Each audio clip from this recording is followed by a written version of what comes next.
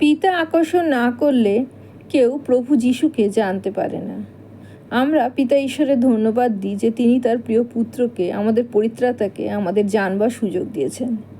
পবিত্র বাইবেলের গীতসংহিতা 150-এর 6 গীত, সব শেষ গীতসংহিতার সব থেকে শেষ গীতটিতে দাউদ বলেন, শ্বাস বিশিষ্ট সকলেই সদাপ্রভুর প্রশংসা করুক। তোমরা সদাপ্রভুর প্রশংসা করো। পবিত্র আত্মার সহভাগিতা প্রার্থনা করি বিষয়টি বোঝার জন্য। পিতা ঈশ্বর সদাপ্রভু, যিনি আমাদের জীবন দিয়েছেন, আমাদের সৃষ্টিকর্তা, এবং এই পৃথিবীতে আমাদের পাপ থেকে মুক্ত করার জন্য তার প্রিয় পুত্রকে তিনি দান করেছেন। দাউদ তার 103 গীতে বলেন, কেন আমরা সদাপ্রভুর প্রশংসা করব? তিনি তোমার সমস্ত অধর্ম ক্ষমা করেন, সমস্ত রোগের প্রতিকার করেন। তিনি কূপ হইতে তোমার জীবন মুক্ত করেন, দয়া ও করুণার মুকুটে তোমাকে ভূষিত করেন।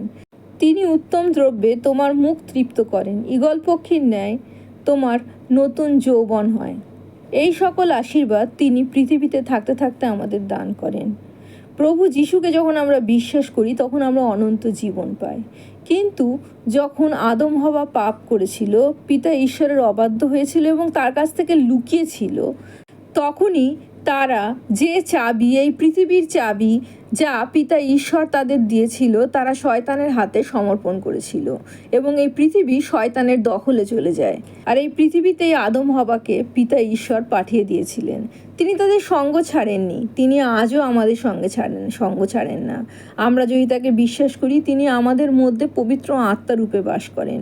প্রভু যিশু আমাদের জন্য মৃত্যুবরণ করেছিলেন এবং পুনরুত্থিত হয়েছিলেন, যাতে আমরা তার নামে প্রভু যিশুদের ধার্মিক গণিত হই পিতা ঈশ্বরের চোখে এবং পিতা ঈশ্বরের কাছে ফিরতে পারি, তার সন্তান হয়ে উঠতে পারি।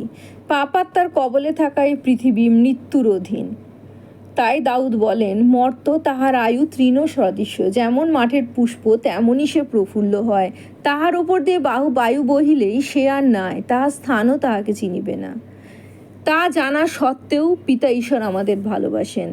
তাই সদাপ্রভুর দয়া, যাহারা তাহাকে ভয় করে অর্থাৎ রেসপেক্ট করে, সম্মান করে, তাহাদের ওপর অনাদিকাল অবধি অনন্তকাল পর্যন্ত থাকে এবং তাহার ধর্মশীলতা পুত্র এবং পৌত্রদের প্রতি বর্তে।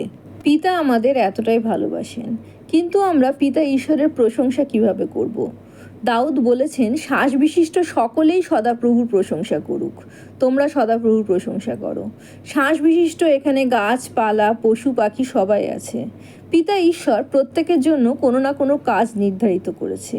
তার জীবনে, তাদের জীবনে যে সকল পরিকল্পনা আছে, তারা যখন সেটা সুষ্ঠুভাবে সৎভাবে পালন করে, তখনই পিতা ঈশ্বরের প্রশংসা করা হয়। তাদের সৎ এবং একনিষ্ঠ কাজের মাধ্যমে, ঈশ্বরের পরিকল্পনা তাদের জীবনে পূরণ করার মাধ্যমে তারা পিতা ঈশ্বরের প্রশংসা করে। আমাদের জীবনেও পিতা ঈশ্বরের যে পরিকল্পনা, আমাদের তিনি যে সংসারে স্থাপন করেছেন, যে কর্মক্ষেত্রে স্থাপন করেছেন, যে ব্যবসায় স্থাপন করেছেন, সেখানে সৎভাবে এবং একনিষ্ঠভাবে আমাদের কাজ করলে আমরা পিতা ঈশ্বরের গৌরব করি, প্রশংসা করি।